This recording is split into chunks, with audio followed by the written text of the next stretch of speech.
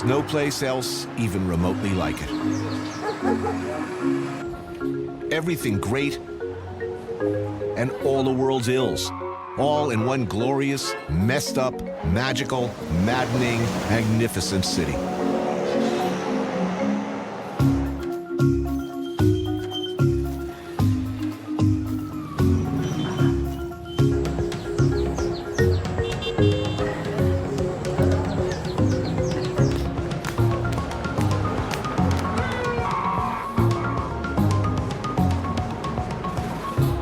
Beirut. It's good to be back. I took a walk through this beautiful world. Felt the cool rain on my shoulder. Found something good in this beautiful world. I felt the rain getting colder.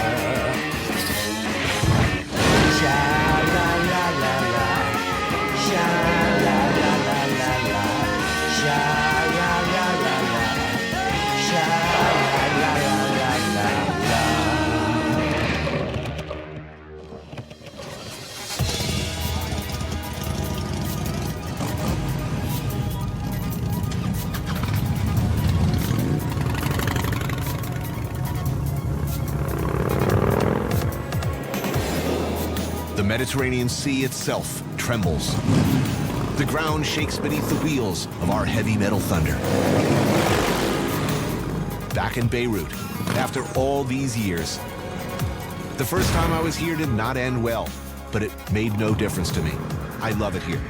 In spite of everything, I love it here.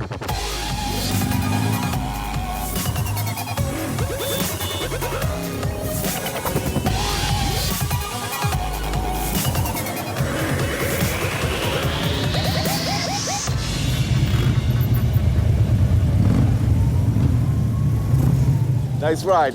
Woo! It's a good way to see Beirut. This is very similar to that place we went to years ago, Baba. This is Right. Rizik. This is your, traditional chicken sandwich, shawarma. Deep fried, roasted. The broasted chicken was this guy's idea. My British Lebanese friend, born to be wild, Ramsey Short, who I met back in those bad old days of 2006. Apparently, he's in with the Lebanese chapter of the Harley-Davidson Group, or HOG for short. So when you roll into some religiously conservative village on these monster bikes and leather jackets, what's the reaction?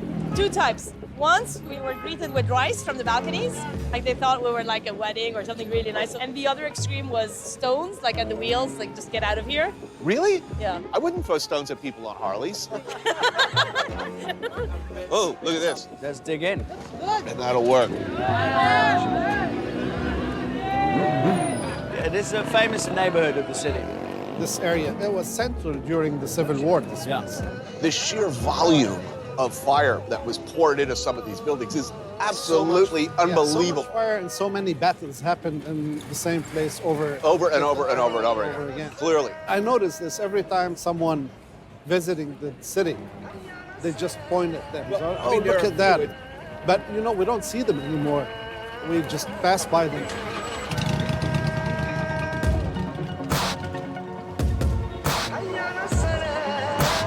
Beirut, seemingly the world in miniature. 18 religious sects recognized.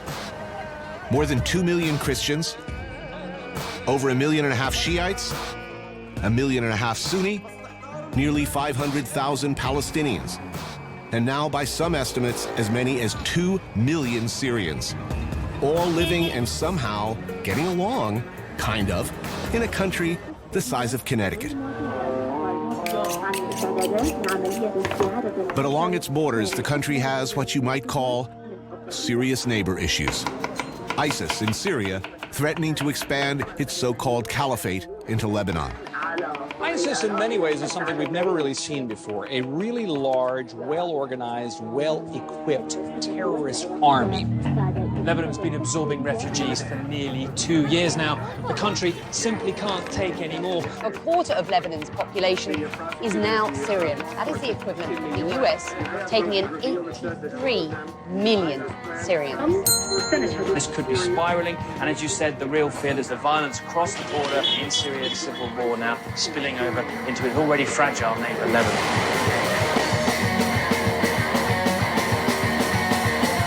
Beirut struggles to put a lid on the simmering sectarian tensions.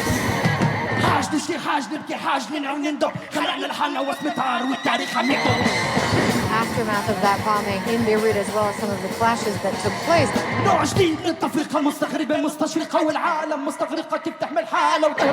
Exchanges of gunfire between Sunni and Shia. 2 Palestinian brothers were shot.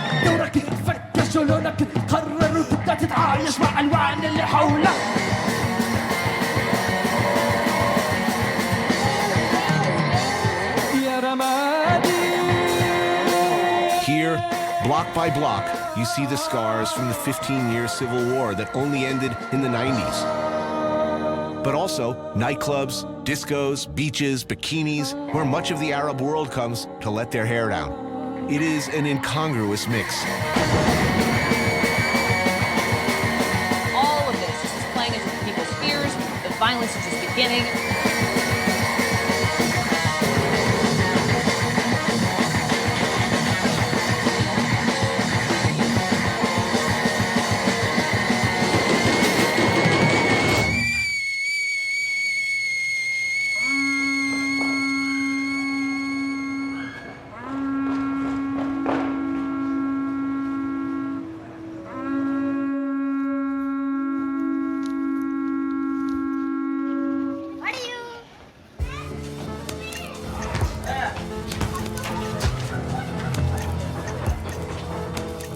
The Bourj al-Barajneh neighborhood has long been the home to principally Palestinian refugees.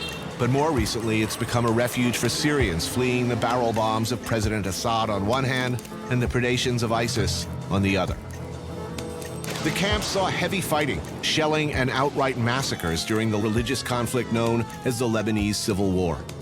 Everywhere you see posters representing a full menu of political factions and affiliations, from Assad loyalists to the PLO to every flavor of extremist. It's either a jihad of victory or martyrism. Do you know of any other place in the region where all of these groups are coexisting within a confined space? It is stunning to be walking down the street with high-heeled short skirts and vast amounts of red wine flowing, and then drive straight into an extraordinarily conservative, predominantly Shia district, the Hezbollah district, which is effectively run by what the US calls a terrorist organization. It is kind of mind-blowing. I am not a geopolitical expert, and as much time as I've spent in this part of the world, I've spent nowhere near the amount of time this guy has. Nick Paton Walsh, CNN's senior international correspondent. Most of the groups here are now more terrified of those sort of crazy Islamist radicals across the border in Syria than they ever have been of each other. What would you call this neighborhood? What is it? I mean, it's now one of the kind of very mixed refugee areas that Beirut has. Close to 2 million people from Syria alone. Yeah. That's a hell of a lot to be absorbed by a tiny little nation of, what, 4.5 million? It's just loads of people, far too many people with nowhere to go. You see it in how the cell phones don't sometimes work the way they should, how people have to ship water into their own homes as part of bad infrastructure, but it's also just the sheer demand on resources.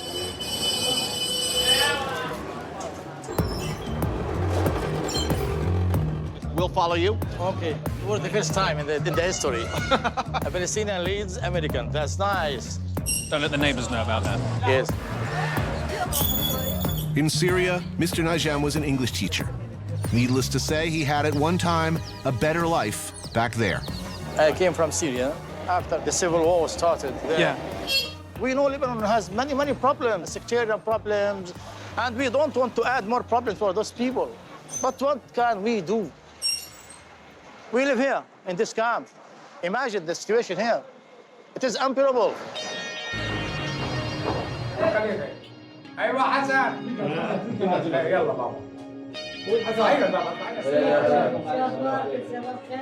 He is married, by the way, and he has 3 kids. And look, in spite of his bones, he works, you know, in construction. His family bought this wood in order to protect us from the rats. Yes.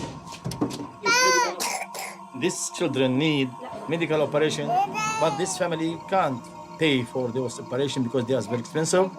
They are waiting for Godot. They wait for nothing. They wait for the help of God. Straining under the weight of all these unasked-for guests, the Lebanese government has begun making it very difficult for them. He doesn't work only because he doesn't have an official residence. So he can't leave the camp. Otherwise, he will be arrested, you know. Being stopped at any of the city's ubiquitous military checkpoints could mean a one-way ticket back to Syria. Trapped, unable to work, they exist invisibly on the margins of society. No photos here. This is a military area. You don't want to get involved in any problem.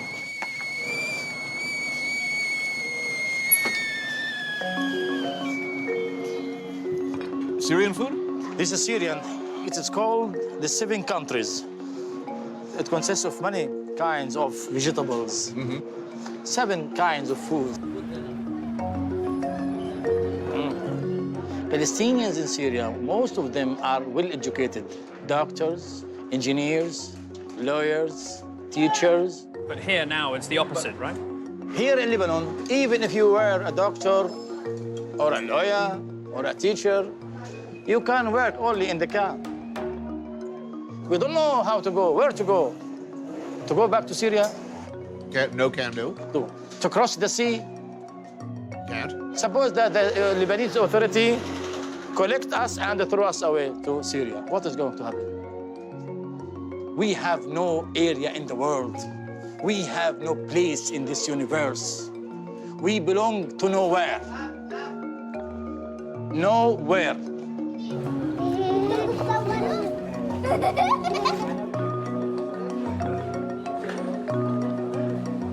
Välkomna till Libanon. Allah.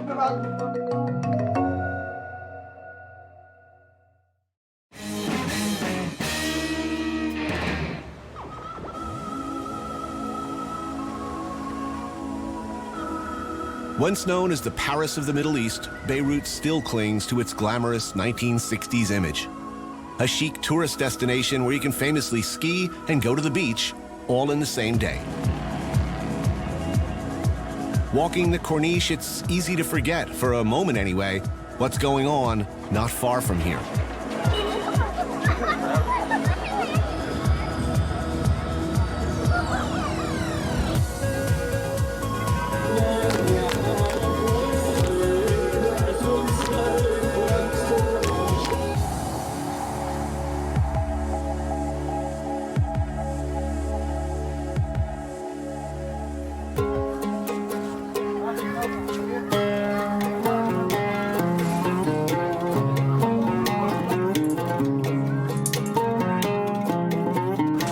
All the people who live here near the coast, they prefer to spend the Sunday outside their houses.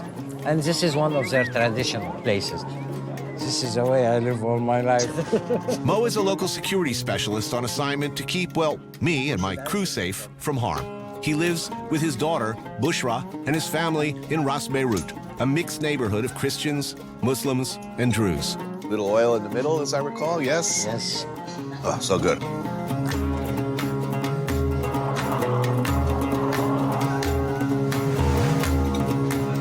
Very good fish. I miss this country. I really did. You have been here before?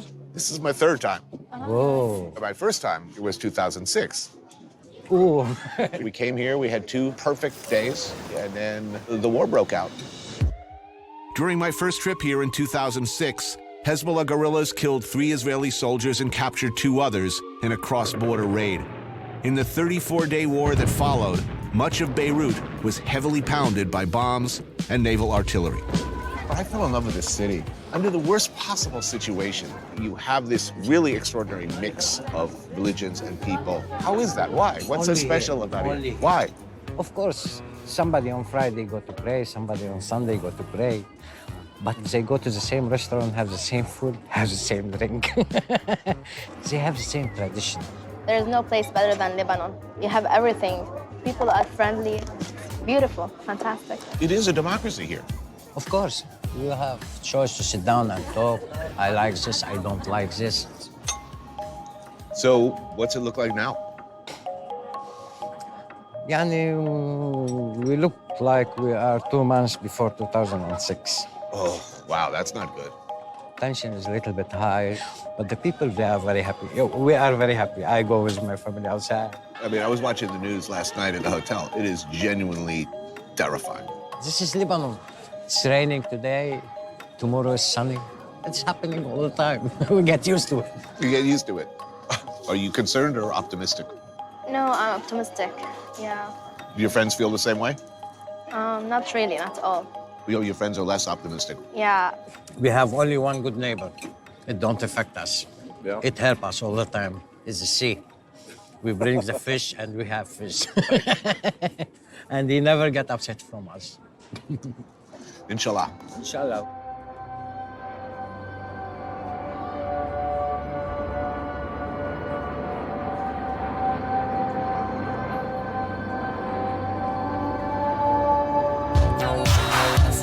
The gates break down.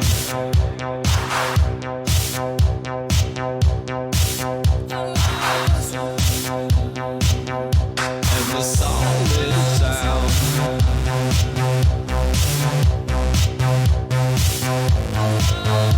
Can you tell me what's right?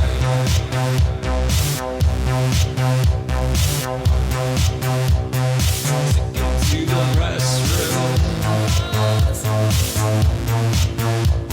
And God knows what she did. And God knows what she did.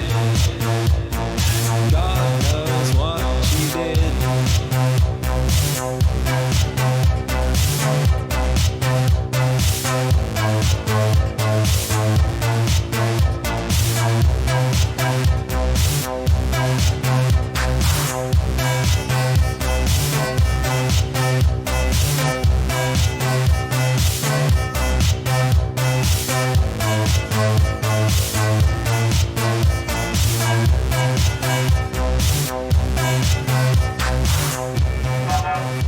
I'm back. We're here. Booyakasha, we are back in his house. Oh, you're here too? Yeah, this is Radio Beirut. Is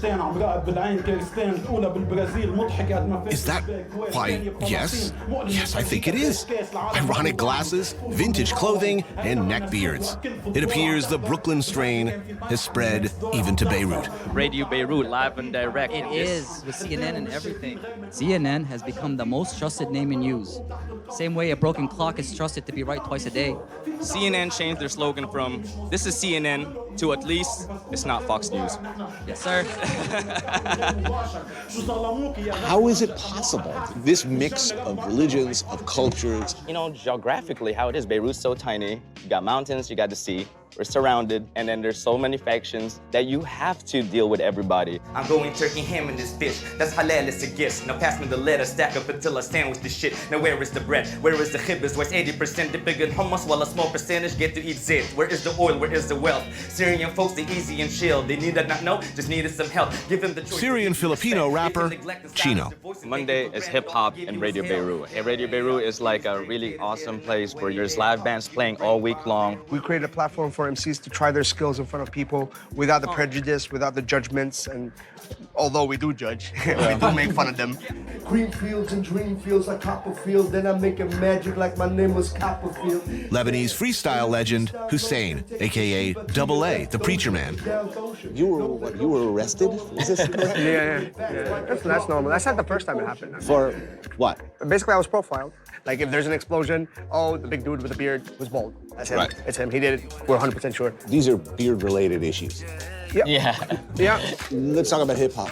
That's the glue that binds us. What is it about hip hop? I see it like this. I mean, a lot of people do mawels. In Arabic, it's called a mawel, in which it's a traditional rhyming scheme in which they speak about their problems, about their beefs. It's in our core to be we are poets. We come from like a background where you have governments that are dictators, and we can't really voice anything. These politicians can't believe it because they're getting led on to the slaughter while this monster's trying to keep the lid on. Pressure makes it squeal, but it blows the lid off, and we're raw, we're raw, we're raw. We're trying to find our own identity. We don't want to be like our ancestors always fighting each other. Like he's Christian, he's Shia, I'm Syrian, Sunni. That's nothing. You know, we don't even mention that when we're on stage. So I'm on my own now. The hell with the world. The universe is my home now. Check it.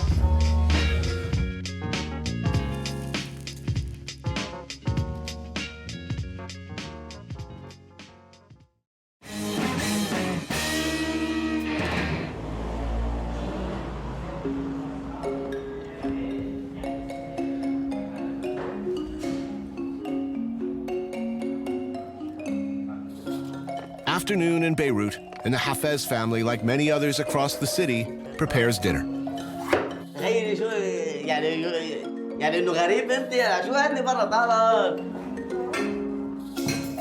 Extraordinary spread of food. Yeah.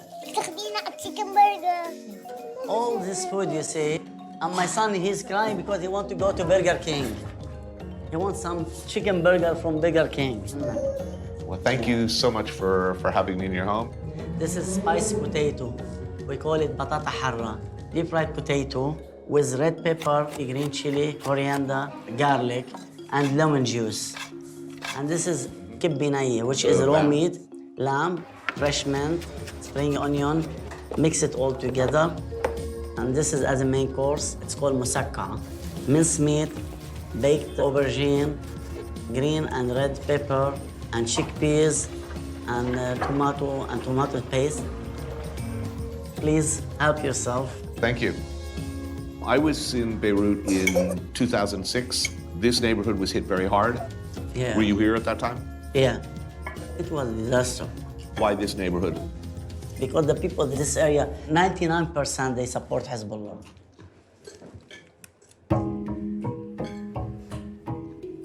As Israel buries its dead from a surprise Hezbollah missile strike and the radical Shiite group celebrates a victory, the rhetoric on both sides is at a fever pitch right now.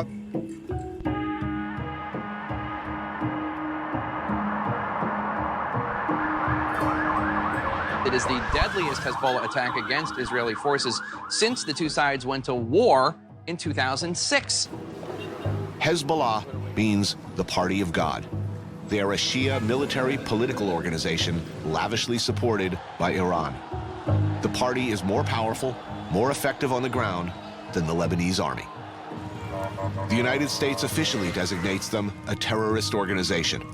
In 1983, they did this, the U.S. Embassy bombing. And this, the Marine barracks at Beirut's airport. 299 United States and French servicemen were killed. All these people, they are Hezbollah. Please put it down now.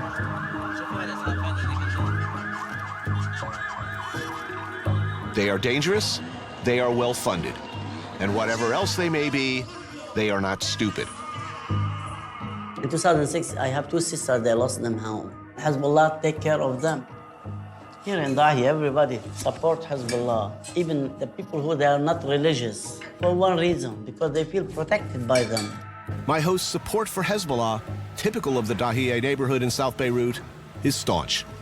Before Hezbollah, Lebanese people, they were always scared of Israel. Now when you say Israel, you say, oh, we don't care. In the early days, Hezbollah used tactics that just about anyone would call terrorism. When is it permissible, morally, to use a car bomb or using civilian targets? For me? For you? I'm against killing. Against killing anybody, even Israel. This person who I'm gonna kill in car bomb or whatever, doesn't he has family? What's the most important thing happening in the world today that needs to be resolved for things to be better? ISIS. ISIS is number one. Number one. They killed hundreds and thousands of Shia. They are devils. They are against everything, like everything on the earth they are against. Recently, Hezbollah has become heavily involved in the war in Syria, in defense of the Assad regime.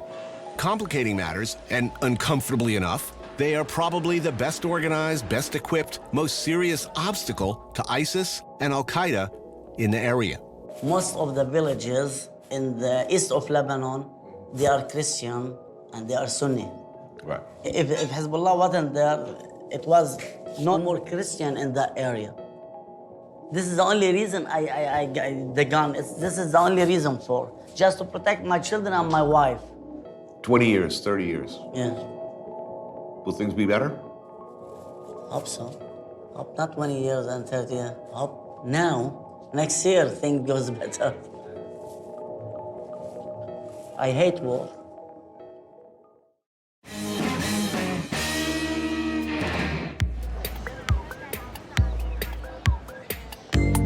Hier quand je t'ai croisé, que ça n'irait pas entre toi et moi, c'était juste une question de temps.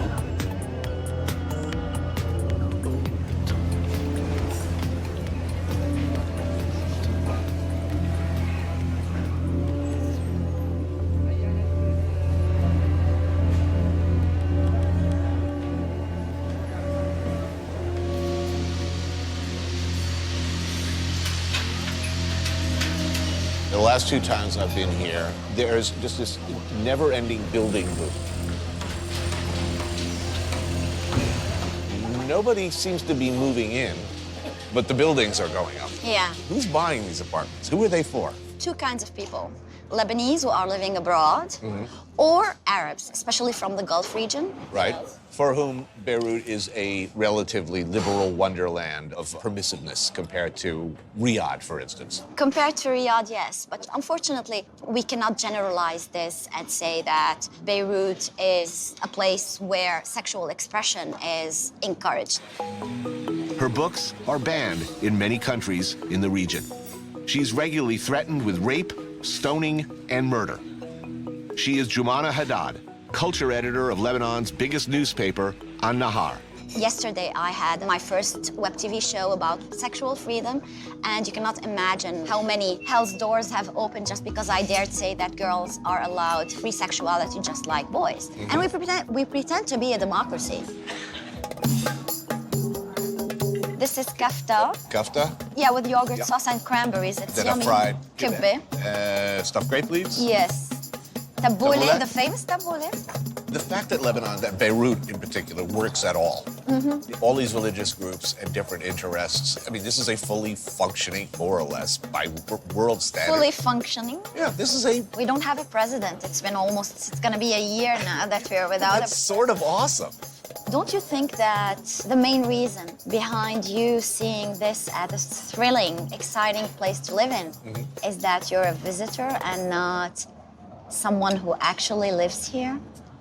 Am I wrong to love this place? You're not wrong to love it. I love living on the tip of a volcano, but there has to be some point where I could breathe and relax.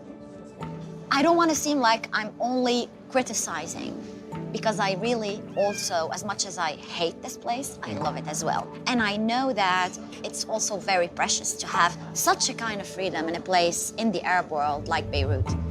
I don't need to tell you about the Islamic State. Even though they're not inside Beirut yet, we can feel the threat. We can feel it every day. Should people come here? Yes, definitely, they should come. They will enjoy it as much as you have. I wouldn't advise them to stay more than a month, though.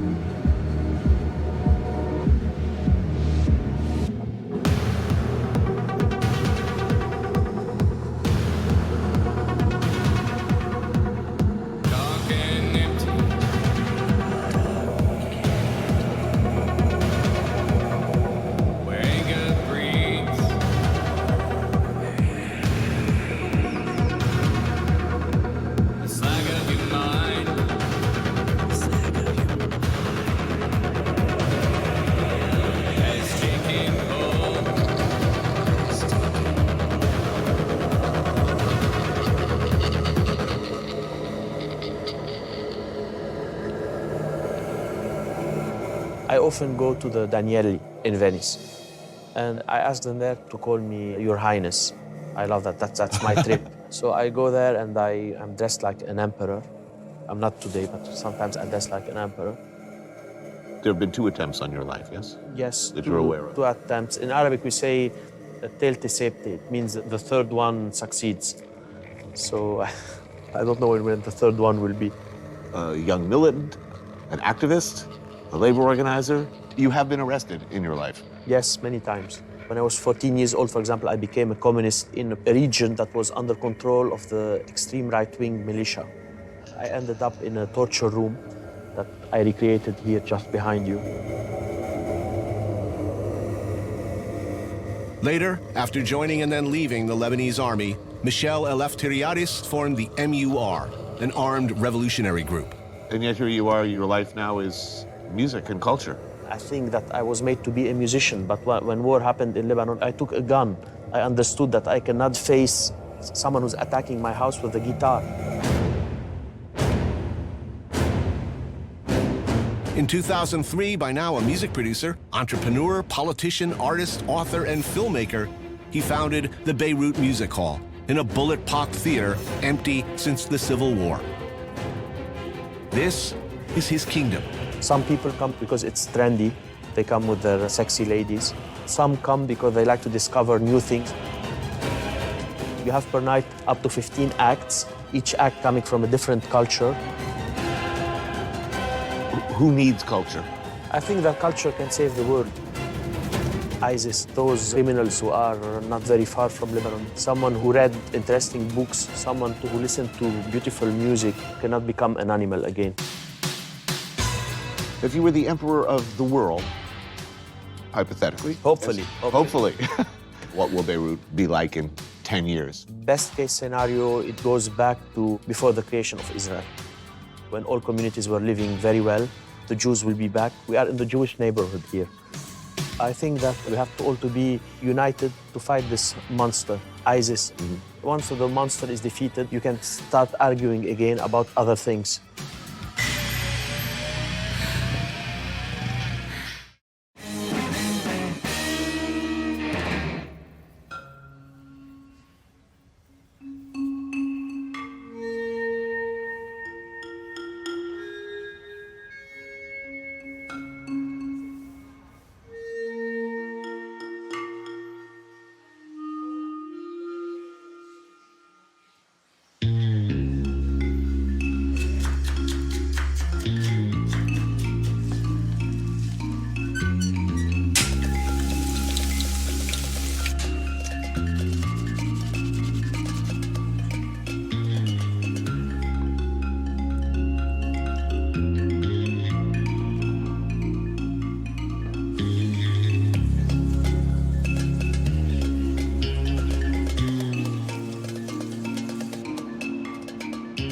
Hello. How do you know? I'm Tony. I'm Rawan. Very nice Thank to you for meet doing this. This feels very formal, but Yeah. it's not, so please relax. I am relaxed. Okay, good. Can I get my beer? By all means, yes, please. Lots of people come here. They're mostly musicians and artistic people. Lots of jamming happens here. It's like more of a family hanging out. This cafe is a typical Beirut establishment with a clientele from Lebanon, from Syria, and any number of other countries. The owners are both Lebanese and Syrian and acutely aware of the tricky political realities with which they must live. They were concerned about us filming here and wanted us to understand clearly that the cafe has no political affiliation and that the opinions of this young lady, Rawan, are not that of the cafe or necessarily even the clientele. You're born and bred Syria? I was born and brought up in Syria, in Damascus. One night, 3 a.m., the army entered our house and I found them in my bedroom looking for the Free Syrian Army. My dad knew he couldn't protect us because he was old. 3 hours later, we decided to leave. So we came to Beirut. Oh, thank you. We always eat here. Grape leaves is my favorite food. I saw you went for that first. Yeah. It's delicious. Yeah, it is. We come here a lot and we talk lot about Syria. We talk about our visa issues most of the time. Actually, now I have 4 months left, and I really have no idea what am I going to do. What do you think? Will they renew your visa? So far, I don't think so. Do they arrest you? Do they take you to the border and kick you over the other side? How does that? Send you back to Syria. What happens if you go back to Syria? Most probably die on the way, or to some people get arrested or be taken to the army. How different is Damascus from Beirut? Oh, it's really, really different. In Damascus, I was always afraid of the government. Some people died because they cursed the president. I left Syria and I found hope here, and I screamed in the streets, cursing all politicians and everything. It's all right. Nobody's gonna come and arrest you. I really love this place with all my heart. Is all of the chaos and the violence worth it for change? Is that worth dying for? I mean, there was order when you grew up. There was order. Yes. No freedom, but order. Would you go back to that? I don't think that there is anything worthy in the world of a human blood. There is nothing more important than a human being. You'd never be able to yell out loud. You'd never be able to do the things you're doing now. You'd go back. I was alive. You were alive. Lots of people were alive as well.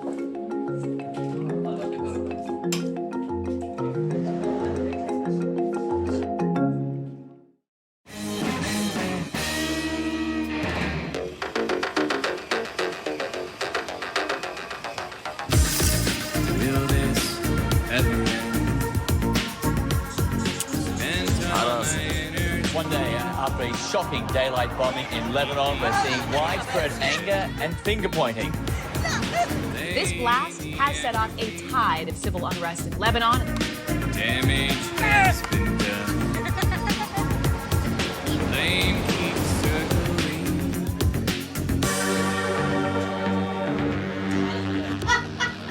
Good to see you. How you been? I've been all right. I've been well. Where better for capitalist, imperialist pig dogs like Ramsey and myself to spend a last evening in Beirut than Abu Eli? It was opened by a guy called Naya. He was an atheist member of the Lebanese Communist Party. A communist-themed bar located in a housing block. What is this? Do you know what? I'm not sure. It's been put in front of us. Well, we should probably drink it, Figure out. Let's do it. Why not?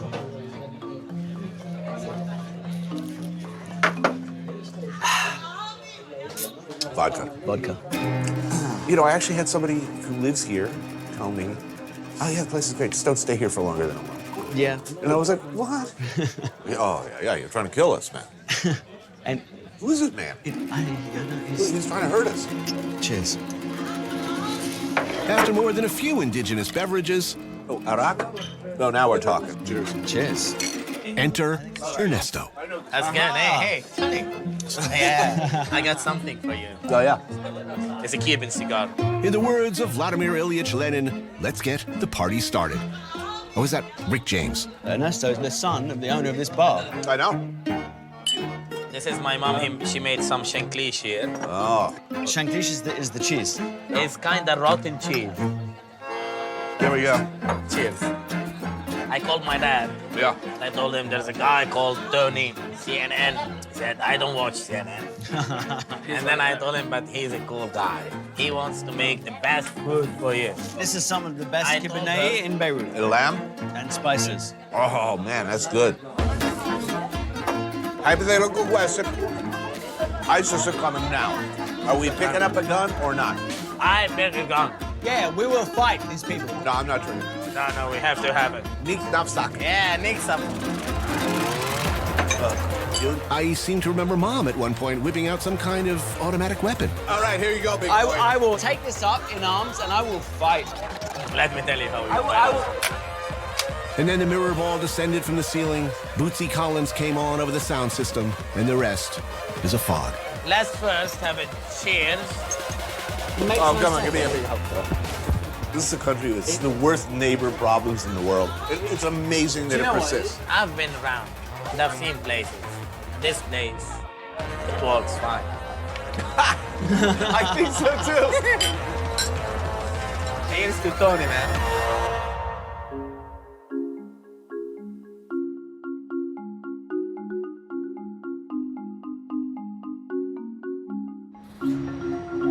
Beirut. Everybody should come here. Everyone should see how complicated, how deeply troubled, and yet at the same time, beautiful and awesome the world can be. Everyone should experience, even as the clouds gather, what's at stake, what could be lost, what's still here, and never let that hope go. Beirut. There is no place like it.